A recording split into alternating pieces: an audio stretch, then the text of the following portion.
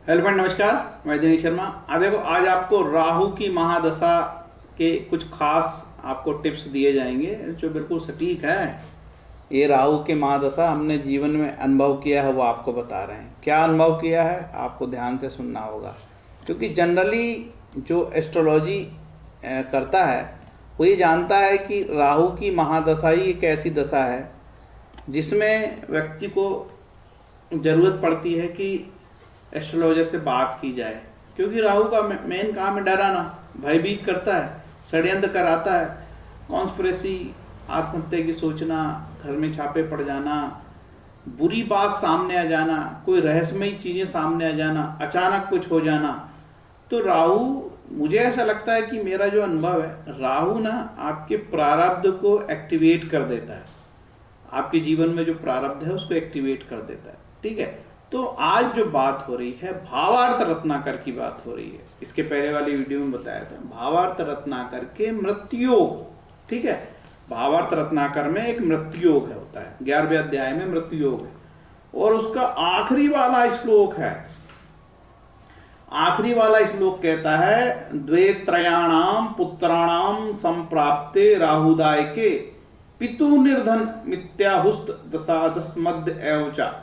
यदि किसी व्यक्ति के 2 अथवा 3 पुत्रों को एक ही समय राहु की दशा चल रही हो तो उस दशा में पिता की मृत्यु होती है।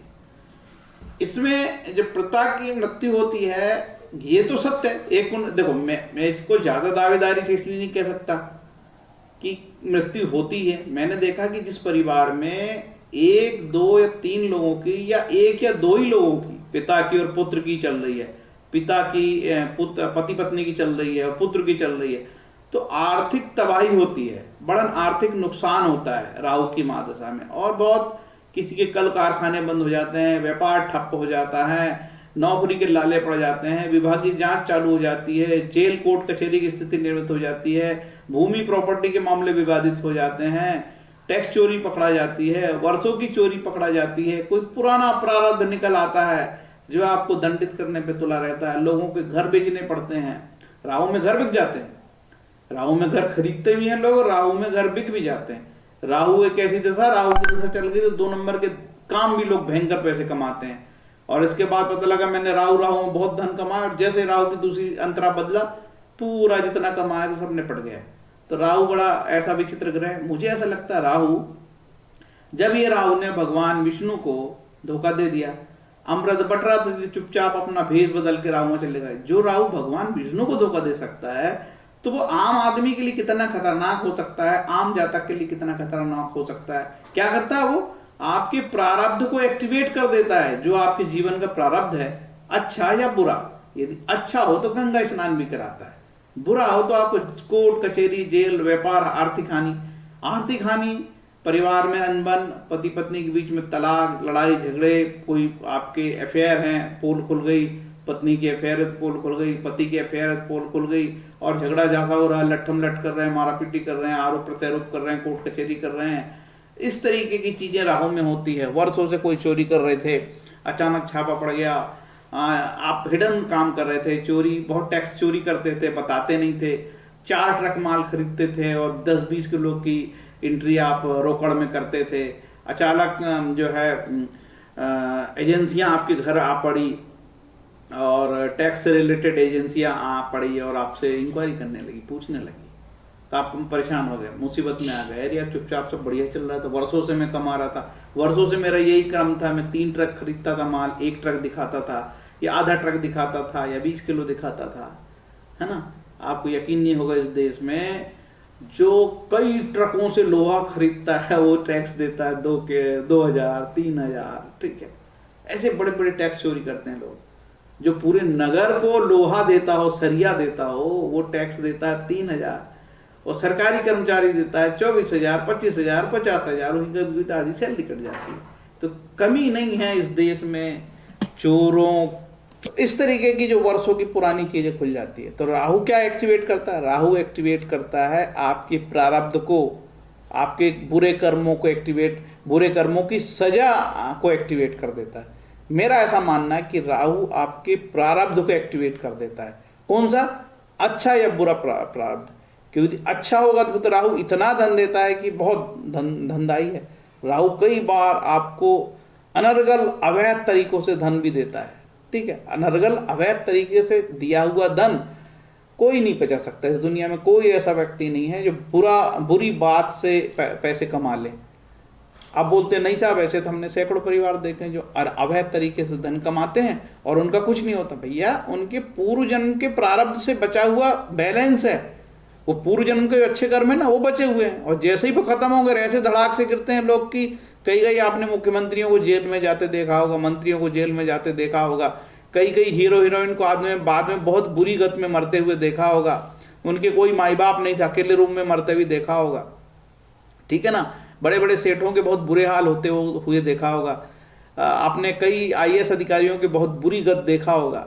ठीक है, तो वो सब चीजें होती है, एक्टिवेट होती हैं। तो राहु क्या करता है, आपके प्रारब्ध को एक्टिवेट कर देता है। और फिर भय लगना चाहिए। राहु का काम है भयभीत करना, डराना, भय का फोबिया, फियर फोबिया है राहु। और जितनी षड्यंत्र है, पॉइजन है, जहर है, फांसी है, नेगेटिविटी है, आरोप प्रत्यारोप है, जालसाजी है, फंस जाना है, छटपटाना है, सब आपको ऐसा लगेगा क्या मेरी बुरी स्थिति आ गई, क्या मेरा अच्छा मुकाम था, क्या मैं लाखों में खेलता था, क्या मेरी स्थिति थी, 10-20 हज़ार तो मेरे लिए मामूली चीज़ थे, अब लोग मेरे ऊपर आंख दिखा रहे हैं। जो आदमी मेरे पास हाथ जोड़ता था, आज मैं उससे पैसे मांगने जा रहा हूँ तो मुझे बोलता कि अब मैं नहीं दे पाऊंगा। हाँ, मेरी दुकान इतनी चलती थी, अब नहीं चल रही है। कुछ लोग सेठ जी लोग बोलते हैं, फ़ोन करते हैं कि साहब इतनी बड़ी बड़ी दुकान खोल रखे हैं, सब ऑनलाइन हो गया है, व्यापार नहीं चलता, कैसे चलेगा जीवन। तरह तरह की जीवन की समस्याएं। ये सबका तोड़ तो भगवान राम के नाम जप, विष्णु के नाम जप, कृष्ण के नाम जप, या आपका जो भी धर्म होगा। ठीक है, आपके जो भी धर्म हो, ईश्वर की आराधना, सही सबकी शांति। अब चलते हैं, जो बात हुई है उस पर चलते हैं। मैं वीडियो को छोटा कर देता हूँ। ठीक है, अब काम की बात यह है कि जिस पे हम इस टॉपिक पे वीडियो बना रहे हैं, राहु की महादशा जब आपके परिवार में 2 या 3 पुत्र के चले या पुत्री की चले, ठीक है, या मालिक की चले, पिता की चले, उनकी धर्मपत्नी की चले, बच्चों की चले, बहू की चले, किसी की भी चले, उस परिवार में यदि कोई रहते हैं, उनके परिवार में 2 या 3 लोगों की राहु की महादशा चलती है, तो उनके परिवार में आर्थिक नुकसान, तबाही, परेशानी, नुकसान, हानि, रोग, ऋण, बीमारी, ये कोर्ट कचहरी सब एक्टिवेट होती है। ये मेरा अनुभव है, क्योंकि मैं एक ऐसा एस्ट्रोलॉजर हूँ। मेरा एक वीडियो राहु का खूब चला, 5-5 लाख लोग देखे, और बड़ा साधारण सा विधा, उसमें कोई मैं चमत्कार नहीं बता रहा हूँ। और मेरे पास अधिकतर कुंडली राहु की आती है, तो मैं राहु का स्पेशलाइजेशन है मेरे पास। राहु के मैं डरता भी हूँ राहु की फलित बताने में, क्योंकि राहु रसमयी ग्रह है। आप जो बताओगे उसको उल्टा होता है। ठीक है, एक ने बोला साहब 8वें स्थान पे राहु है, मैंने बोला ये तो बड़ा खराब फल देगा आपको, 8वां राहु है। अरे नहीं साहब, 8वें में राहु मैंने बहुत बढ़िया पैसे कमाए, बहुत पैसे कमाए। वो डॉक्टर MBBS था, सर्जन था। कौन सा? प्लास्टिक सर्जन होता है, चेहरे की सर्जरी वाला। हुआ ये था कि कोरोना काल में प्लास्टिक सर्जरी लोगों के पास समय था, तो प्लास्टिक सर्जरी बहुत कराया, तो उन्होंने बहुत पैसे कमाए। अब राहु गुरु जैसे ही वो समय परिवर्तन हुआ, राहु गुरु आया, उसने जो पैसे कमाए थे सब लुट पिट गए उसके, बड़ा नुकसान हुआ उसको, और धंधे नहीं चले, तो डॉक्टर परेशान। ठीक है, तो ऐसा होता है, तो आपने कमाए तो राहु है ना। तो अब देखते हैं कि भावार्थ रत्नाकर क्या बोलती है। भावार्थ रत्नाकर में श्लोक है, श्लोक नंबर, भावार्थ रत्नाकर का अध्याय 11 और श्लोक नंबर है 19। यदि किसी व्यक्ति के 2 अथवा 3 पुत्रों, अब पुत्रों के जहां पुत्रों लिखे हैं वहां पुत्री भी मानना पड़ेगा, है ना। पुत्रों को एक ही समय राहु की दशा चल रही है, तो उस दशा में पिता की मृत्यु होती। भैया अनुभव ये है, पिता की मृत्यु होती, माँ की भी मृत्यु हो जाती, बच्चे अनाथ हो जाते हैं, और परिवार में आर्थिक तबाही आ जाती है, खाने के लाले पड़ जाते हैं, कोर्ट कचहरी हो जाती है, कोई सुसाइड कर लेता है, किसी की नौकरी चली जाते हैं, विभागीय जांच चल जाती है, घर में छापे पड़ जाते हैं, पता नहीं क्या क्या क्या। नेगेटिविटी तो बहुत खराब चीज होती है, इसकी क्या पुराण बताओ। तो ये जो श्लोक लिखा है, द्वये तराणाम पुत्राणाम संप्राप्ते राहुदायके पितु निर्धन मित्य हुस्त दशामद एवचा। ऐसा होता है भैया, पिता की मृत्यु नहीं होती, माँ की मृत्यु हो जाती है। अब आप बोलोगे साहब ये किस आधार पे बोल रहे हो। मेरे पास एक कुंडली है एक परिवार की, जिसमें बड़ी बेटी, छोटी बेटी और सबसे छोटा भाई, तीनों की एक साथ राहु की दशा चली तो पहले उनके पिता की मृत्यु हुई, फिर माता की मृत्यु हो गई। ठीक है, हालांकि इनके बाद उनके परिवार में काफी दोनों बच्चों की शादी हो गई, जो छोटा बेटा था उनकी भी नौकरी लग गई, तो परिवार अभी खुशहाल है।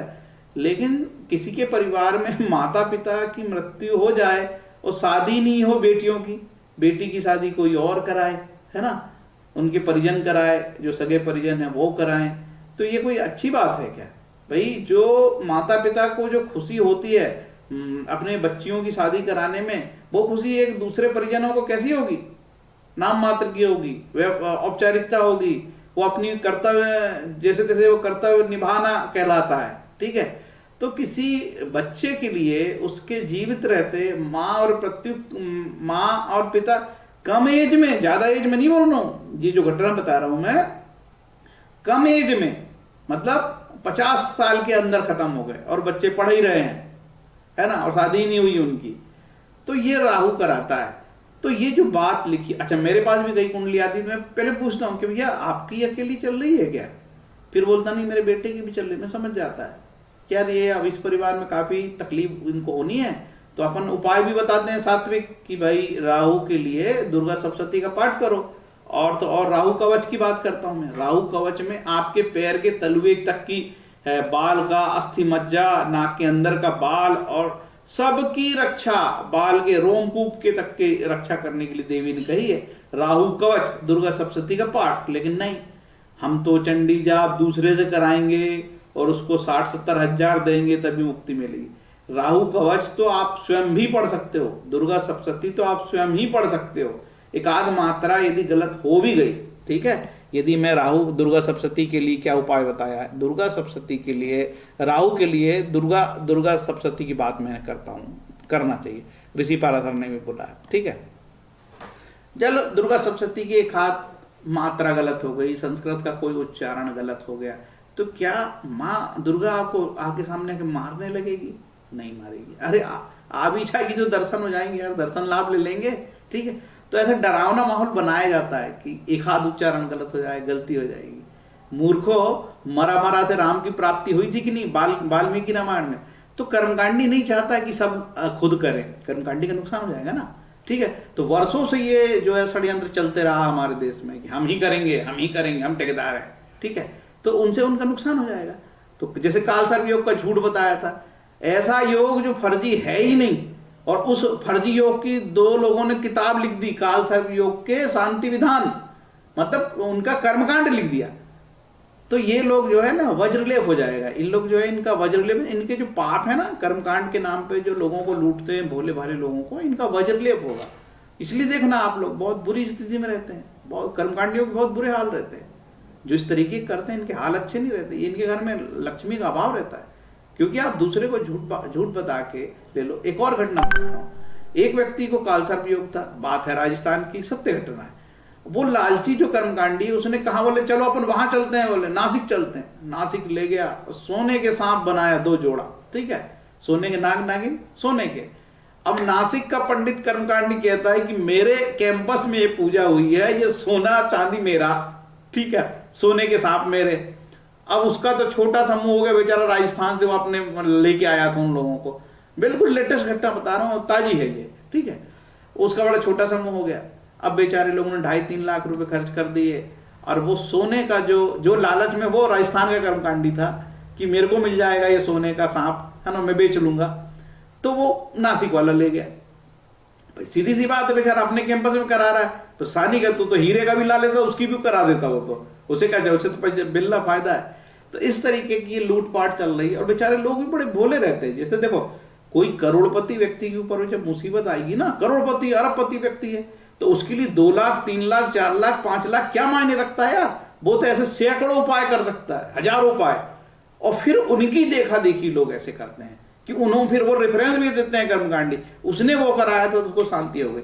देखो 90 और 95% मामले में लोगों के साथ कोई बुरा नहीं होता, थोड़ा सा समय खराब रहता है, दशा अंतरदशा प्रत्यंतर, वो जाता ही सब नॉर्मल होने लगता है।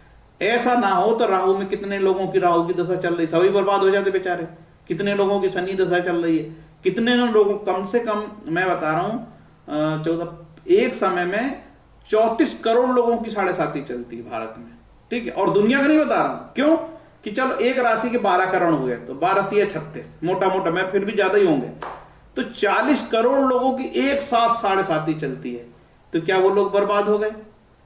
राहु और केतु का अक्ष जो है, इसमें करोड़ों लोगों का कालसर्प योग हो सकता है, तो क्या वो सारे लोग बर्बाद हो गए? तो ये आपके दिमाग की समझ है। यदि आपके दिमाग को प्रबल करोगे, मजबूत करोगे, कैसे होगा? वो धर्म से होगा। कैसे? ईश्वर के नाम जप से होगा। हरे कृष्ण कृष्ण कृष्ण हरे हरे, हरे राम राम नाम हरे हरे। ओम नमः शिवाय, विष्णु सहस्त्र नाम, शिव सहस्त्र नाम, रामचरितमानस का पाठ, सुंदरकांड, हनुमान चालीसा, नारायण कवच, पता नहीं क्या क्या, सबसे ग्रह शांति होती है। लेकिन जब हमारा समय खराब होता है ना, जैसे मैंने बोला, देखो भाई साहब आपको कुछ नहीं हुआ, आप परेशान मत हो, तो वो बोलेगा इसको कुछ नहीं होता, ये मूर्ख आदमी। क्योंकि उस जब जिसका समय खराब होता है तो उसके धन हानि के भी योग रहते हैं, तो फिर वो जाता है नासिक कालसर्प योग कटाएगा, 7.5 का उपाय करेगा, चंडी जाप करेगा, बड़े बड़े यज्ञ जप कराएगा। लेकिन उसको कहूंगा कि आप स्वयं ही राहु के मंत्र जप लेना। जपनी है, जप सकते हो, कोई जरूरत थोड़ी यार कि मैंने कोई मंत्र जपा है और मैं इसके बाद उसका दशांश हवन नहीं कराऊं। नहीं कराया तो क्या? कहीं नहीं लिखा है कि हवन कराना ही कराना। नहीं कराया हमने, भाई चलो आर्थिक स्थिति मेरी नाजुक है, मैं नहीं कराया। आपके स्वयं से जीवा से जपे हुए जप ये ज्यादा कारगर है, ना कि किसी से कराए हुए। तो ये बार बार मैं आप लोगों को जागृति देता रहता हूं। अभी और धीरे धीरे राहु के लिए माछमणि आने लगी। एक मछली के शरीर से निकलती, सिर से वो ये माछमणि इतनी सी, राहु के नाम पे बेच रहे हैं 9,000, अमेजन में 9,000, कोई 400 रुपए में बेच रहा है, कोई 3,000 में बेच रहा है, कोई 8,000 में बेच रहा है। और तो और सिलीगुड़ी में मछली वाले वो निकाल देते हैं, एक बता रहा था, तो बोले वो तो 10-20 रुपए में कोई भी मछुआरा निकाल देता है करके। तो राहु में माछमणि लगने लगी। अच्छा, तो श्लोक नहीं बताते, ऐसे लोग श्लोक नहीं बताते, ठीक है। मैंने बताया ना, राहु का कालसर्प योग है ही नहीं, उसका कर्मकांड की 2 बुक लिख दिए लोगों ने।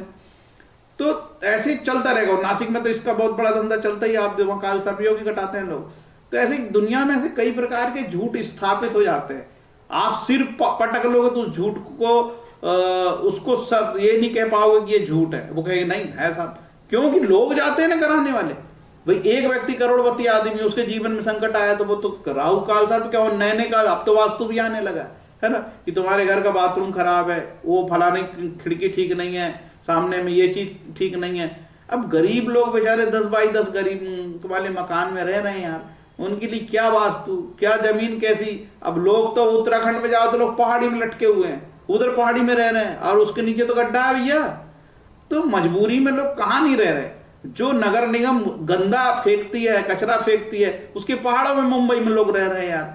तो क्या वास्तु यार, क्या काय की बात करते हो वास्तु की बात, है ना। तो भगवान के नाम जप करने से ग्रहों की शांति होती है। ये सरल गोली और सरल दवाई यदि सबको बता दी जाए और मान लें तो करोड़ों लोगों के जो है पेट में लात पड़ जाता है, ठीक है। और तो और उनकी दशा खराब होती है, उनको तो लुटना पिटना ही है यार। तो मैं कितना ही समझाऊं, आप कितना ही समझाऊं। बड़े बड़े लोग बोलते हैं कि अनुराग साहब बोल बोल के थक गए कि कालसर्प योग का भय है, ऐसे डरो मत, इसे कुछ नहीं होता। कालसर्प योग वाले देश के प्रधानमंत्री बन गए, नेहरू जी, और पता नहीं कितने कितने लोग विदेश में राष्ट्रपति बन गए, प्रधानमंत्री बन गए कालसर्प योग में भी। लेकिन नहीं मानेगा। कुछ लोग तो जिंदा सांप को छोड़ने लगे, ठीक है। कुछ लोग 1 बार 2 बार 3 बार राहु की शांति कराने लगे, क्योंकि उनके पास धन है तो करा रहे हैं। उसके लिए अपन क्या कर सकते हैं, क्योंकि जो भी कर्मकांडी भाई, वो तुम्हारे घर में घुसता तो है नहीं कि करा लो, ठीक है। वो तो परंपराओं का जो उसके पास जाते हैं तो फिर वो ऐसा ट्रीटमेंट करता है, उसको करना ही चाहिए। जब आया है मरीज तो डॉक्टर तो बड़ा महंगा उपचार करेगा ही करेगा। तो ऐसा उपचार चलता रहेगा। ये सब चीजों का तोड़ है राहु की शांति के लिए माँ दुर्गा की सप्तशती का पाठ, या दुर्गा कवच का पाठ कर लो, या राहु के जो बीज मंत्र है उसका पाठ कर लो। राहु के लघु मंत्र है ओम रम राहवे नमः, इसका भी जप करने से होगा। और तो और यदि हनुमान चालीसा, दुर्गा सप्तशती का पाठ, रामचरितमानस नियमित करते हो, सुंदरकांड करते हो, तो कोई फर्क नहीं पड़ता यार। या गुरु के मंत्र कर रहे हो आप, वर्षों से गुरु मंत्र जपते हो, कोई गायत्री जपता है, तो उनको क्या दिक्कत यार। थोड़ा सा समय खराब जीवन में आता रहता है, सबके प्रारब्ध है, सबके जीवन में उतार चढ़ाव है। कोई ऐसा व्यक्ति नहीं है जो शिखर में ही बैठा रहेगा। देखा आपने कोई व्यक्ति जो हमेशा ऊंचाइयों पे ही रहा है? अरे बड़े बड़े नेता साधु, इनकी हालत खराब है। वो कभी आसाराम बापू की तूती बोलती थी, अभी जेल में है वो, ठीक है। ऐसे सब लोगों के जीवन में उतार चढ़ाव आता है, और सब कोई शिखर का मालिक नहीं है, शिखर में किसी का पट्टा नहीं है। सबको डाउन होना है, अप है तो डाउन भी है, अप है तो डाउन भी है। और यदि और कुछ समझना है तो गीता पढ़ लो यार, गीता पढ़ लो। लिखा है स्कंद पुराण में, लिखा है गीता का यदि कोई आधा श्लोक भी पढ़ ले प्रतिदिन तो उसका उद्धार हो जाएगा। योग क्षेम वहाम्यम, इतना ही बोल दो। सर्वधर्म परित्याज्य मामेकम शरणम भज, ठीक है। सभी धर्मों को त्याग करके मेरी शरण में आ जा, 1866 में लिखा, ठीक है। और लिखा गीता में 9:26 में, पत्रम पुष्पम फलम तो है। भगवान बोलते हैं भाव से पत्र पुष्प फल जल सब स्वीकार करता हूं, ठीक है। और कोई अनन्य चिंतित तो, अनन्य चिंतित तो मतलब बहुत प्यार से मेरी भक्ति करता है, तो मैं जो है ना उसका योग क्षेम वहन करता हूं। सब उसका जो है उसके बाद उसकी रक्षा करूंगा, जो नहीं है उसको दूंगा भी, ठीक है। तो गीता पे यदि विश्वास कर लो कि सम में, सुख में और दुख में सम होने लगे। कोई किसी का बहुत बड़ा अचीवमेंट हुई है तो नॉर्मल रहो, किसी की बहुत बड़ी हानि हुई है तो नॉर्मल रहो, नॉर्मल आदमी रहो। और गीता पढ़ो तो मजा आएगा। गीता के कोई भी 2-5 श्लोक पढ़ना चालू कर दो, बहुत मजा आएगा, बहुत ही मजा आएगा। कहाँ ज्यादा, देखो मानव क्या होता है कि खुद कुछ नहीं करता, वो दूसरे के पीछे में पूंछ पकड़ के चलना चाहता है। गाय की पूंछ पकड़ के तरने की उसकी आदत है, ठीक है। उसको यदि कोई बनाए भी, मैं चाहता हूं कि मेरे दर्शक स्वाभिमानी बने, ठीक है। मतलब हमारे दर्शक स्वाभिमान स्वागो बने, खुद आत्मनिर्भर बने। आत्मनिर्भर भारत, मोदी जी कहते हैं ना आत्मनिर्भर भारत। लेकिन हम देखते हैं जब कथाकार लोग धोखे से भी नहीं बोलते हैं कि ये कथा आप घर में ये स्कंद पढ़ा रहा हूं, घर में जाके ये प्रकाशन की बुक ले लेना, आप श्रीमद् भागवत आप भी पढ़ना। वो ऐसा नहीं कहता है, मेरी सुनना श्रवणम, क्योंकि आप पढ़ने लगे तो समझ जाएगा ये बहुत बड़ा चोर आदमी है, कथा के नाम पे लूटपाट कर रहा है, ठीक है। श्रीमद् भागवत कथा इतनी बड़ी है, 18,000 श्लोक है और 12 स्कंद है, 7 दिन में वो नचा नोचू के खेल कर देता है, ठीक है। तो बहुत बड़ा व्यापार कथा के नाम पे चल रहा है। तो कभी बोलता श्रवणम श्रवणम, सुनो सुनो सुनो, स्वाध्याय करो नहीं बोलता वो। स्वाध्याय की बात कथाकार कहते ही नहीं है, कि उन्हें लगता है कि कहीं जनता स्वाध्याय करने लगे। गीता प्रेस ने इतना लिटरेचर लिखा है, तो ये दर्शक हमारे पास ग्राहक नहीं आएंगे। स्वाध्याय करने से वो जान लेगा, अरे ये तो ऐसा लिखा और ये बताता ऐसा है, अच्छा ऐसा भी लिखा, ऐसा भी लिखा, ऐसा भी लिखा। तो इसीलिए कथाकार को डर लगता है कि कहीं स्वाध्याय करने लगे लोग तो मेरा क्या होगा। इसीलिए बोलता श्रवणम, सुनो सुनो, क्या बोले भक्ति हो जाएगी, लेकिन पढ़ना नहीं। भैया श्रवणम में अध्ययन भी है। भगवान ने लिखा गीता 1869, जो व्यक्ति यदि इसका अध्ययन करता है, ठीक है, गीता का अध्ययन करता पढ़ता, तो भी ये ज्ञान योग से पूजा जाता है। मैं पूजा हो गई यदि मैं गीता ही पढ़ता हूं प्रतिदिन भाव से। देखो मैं गीता तो पढ़ता हूं, लेकिन चोरी चमारी करता हूं, काल सर्वयोग कटाता हूं, शनि मंगल राहु मंगल का अंगारक बताता हूं, शनि का चंद्र बताता हूं, विषयोग बताता हूं, अपने ग्राहकों को, ज्योतिष के ग्राहकों को डराता हूं और उनसे बड़ा कर्मकांड के नाम पे पैसे ले लेता हूं। कोई शुक्र का मंत्र बना देता हूं किसी महिला को प्रभावित करने के लिए, है ना। कोई ताबीज बेच रहे हैं, कोई लोग क्या क्या नहीं बेचते। तो क्या होगा, तब मैं गीता पढ़ूंगा, ऐसा तो ढोंग कहला। एक तरफ मैं गीता पढ़ता हूं, दूसरी तरफ अपने ज्योतिष के लोग ग्राहकों को लूटता हूं। ऐसा नहीं भैया, ऐसे पढ़ने से कोई लाभ नहीं होगा। यदि मैं अच्छे भाव से पढ़ता हूं और गीता के बताए अनुसार मैं किसी की लूटपाट नहीं करता हूं, अपने 1 नंबर से धन का अर्जन करता हूं। देखो 1 नंबर से धन का अर्जन बहुत कठिन है शब्द, नैतिक रूप से धन का अर्जन करना। जैसे ही आप नैतिक रूप से आपके पेट में आपकी मेहनत की कमाई का अन्न जाने लगेगा, तो कोई बीमारी न छुएगी भैया, और सब शुभ ही शुभ होगा, ठीक है। तो भैया ये बात थी, कहां से कहां चल गई और 24 मिनट का वीडियो बन गया। बात थी कि एक परिवार में राहु की महादशा चले, एक परिवार में राहु की महादशा चले तो उस परिवार में उस परिवार में थोड़ा संकट आता है, आर्थिक संकट आता है, माता पिता में से किसी की डेथ हो जाती है, बच्चों के माता पिता की डेथ हो जाती है, और व्यापार में हानि होती है, आर्थिक हानि होती है, अनेक प्रकार के संकटों का सामना करना पड़ता है। उस सामना करने के लिए मैंने दुर्गा सप्तशती का पाठ बताया, दुर्गा कवच बताया, और भक्ति के अनेकों अनेकों तरीके हैं। रामचरितमानस, सुंदरकांड, श्रीमद् भागवत गीता, भक्ति सूत्र में तो लिखा ही है, नारद भक्ति सूत्र में, कि जो भगवान की भक्ति करते हैं उनके ग्रह शांत होते हैं, ठीक है। लेकिन इस तरीके की बात कोई एस्ट्रोलॉजर नहीं करेगा, नहीं तो उसकी तत्काल प्रभाव। दिल्ली का पूरा एस्ट्रोलॉजर सिर्फ नगीना बेचता है, दिल्ली का, फिर से बोल रहा हूँ, दिल्ली का सारा एस्ट्रोलॉजर नगीना बेचता। अब उसका नगीना से पेट नहीं भरा तो वास्तु बेचने लगा, ठीक है। और पता नहीं वो क्या क्या नहीं करने वाला, और दुनिया के गंदे गंदे टोटके, गंदे गंदे टोटके, गंदे गंदे टोटके भारत की जनता से कराता है। भारत की जनता का एक ऐसा वर्ग है जो लालची वर्ग है। वो लालची लोग भी इन लोगों के वीडियो देखते हैं, और अब उसमें लिखा है कि ये राशि वाले बनेंगे करोड़पति। उसके व्यूज आप देखो लाखों में है। इसका मतलब लोगों का मनोभाव लालची है। भाई कलयुग है, कलयुग में लोग शॉर्टकट तरीके से धन प्राप्ति करना चाहते हैं और भौतिक संसाधनों को भोगना चाहते हैं। कलयुग तो भौतिक भोग है, तो वो ईश्वर नाम लेना ही नहीं चाहते। उसको मैं सरल दवाई बताता हूं, अरे कुछ नहीं होगा, दुर्गा कवच पढ़ ले। नहीं मानेगा वो, फट से दूसरे के पास जाएगा, और वहां पे फिर वो अच्छे पैसे 5,000, अब दिल्ली में 5,000 रुपए से कोई कम नहीं लेता है, ठीक है। ज्योतिष का 5,000 रुपए लेते हैं उन लोग, और नगीना भी बेच देते हैं। तो उनको लगता है कि ये व्यक्ति 5,000 भी बेच लेता है और नगीना भी बेचता है, तो ये अच्छा डॉक्टर है। और यदि हम लोग नहीं देते हैं, जैसे मेरे जैसे कई लोग नहीं देते, भारत में से सैकड़ों एस्ट्रोलॉजर हैं जो बिल्कुल ईमानदारी से काम कर रहे हैं, और उनको कोई मतलब नहीं हमारी ग्राहकी चले कि ना चले, हमारा ज्योतिष का धंधा चले कि ना चले, भूखे थोड़ी मर रहे हैं यहाँ, दाल चटनी कहीं भी खा लेंगे। लेकिन क्यों लोगों को बताएं? जब ऋषि पाराशर ने नहीं बोला काल सर्पयोग, तो क्यों बोलूं? जब ऋषि पाराशर ने उल्टी सीधी बात नहीं करी है नगीने की, तो मैं क्यों करूं? तो मैं ज्योतिष के प्रति ईमानदार हूं, धर्म के प्रति ईमानदार हूं, ठीक है, और अपने दर्शकों, अपने जातकों के प्रति भी ईमानदार हूं। तो ये वीडियो मैं बनाता रहता हूं, जागृति आए, किसी व्यक्ति ने देख ले, उसको समझ में आएगी सही बोल रहा है, ये तो चोरी चमारी के धंधे हैं यार, है ना।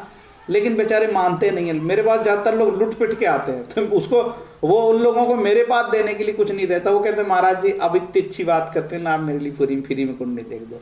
तब मुझे बहुत खराब लगता है कि तुम भाई तूने वहां 5,00,000 दे के आ गया, नगीना भी खरीद लिया, अब मेरी 500 रुपये फीस में भी आपको तकलीफ हो रही है, और कोशिश ये करते हो कि मेरी आप तारीफ करके मुझे कर लो। भाई शाम को मेरे को भी तो भूख लगती है, मेरा भी तो पेट है ना, पेट है कि नहीं मेरा, ठीक है, कि भजन देने से हो जाएगा। अभी मैं नर्मदा की परिक्रमा करके आया हूँ 80 किलोमीटर लगभग, ठीक है, और मुझे लगा कि साधु संतों को भी भूख लगती है, बेचारे शाम को खाना बनाने लगते हैं, सुबह उठ जाते हैं 5 बजे, भक्ति करते हैं, भगवान को भोग लगाते हैं, इसके बाद दिन भर अपने भजन जापन करते हैं, शाम को भूख लग जाती है। तो साधु को भी भूख लगती है, किसान को भी भूख लगती है, तो ऐसे मैं एस्ट्रोलॉजर हूँ, मुझे भी भूख लगती है। तो पेट के लिए हम सब कुछ कर रहे हैं, ठीक है। तो यदि हम एक नियम से, एक नैतिकता से, धन कमाना बुरा थोड़ी है, लेकिन धन कैसा कमाया जाए? नैतिकता से। किसी का धन हड़प के हम अपने घर में धन नहीं ला सकते ना। चलो इतना बोल के राहु की ये जो बात है यहाँ पे विराम देते हैं। उम्मीद है मेरे दर्शकों को बात समझ में आएगी, और आपके दिमाग में जो अननोन भय है, सैकड़ों अभी शनि महाराज राशि बदलेंगे। अब शनि महाराज राशि बदलेंगे तो कम से कम 14 करोड़ लोगों की नई लोगों को जो केवल दशा चालू हो जाएगी, मीन लग्न वालों की दशा चालू हो जाएगी। शनि राशि बदलेंगे तो मीन लग्न वालों की जो है, मीन राशि वालों की 7.5 चालू हो जाएगी। तो कम से कम मीन राशि वाले भारत में कितने होंगे? 14 से 18 करोड़ होंगे मेरे भाई। तो 18 करोड़ लोगों की लगेगी 7.5, तो डर रही क्या बात है यार। चलो 7.5 भी बताऊंगा, आप लोगों का डर भगाऊंगा, है ना। हरे कृष्णा।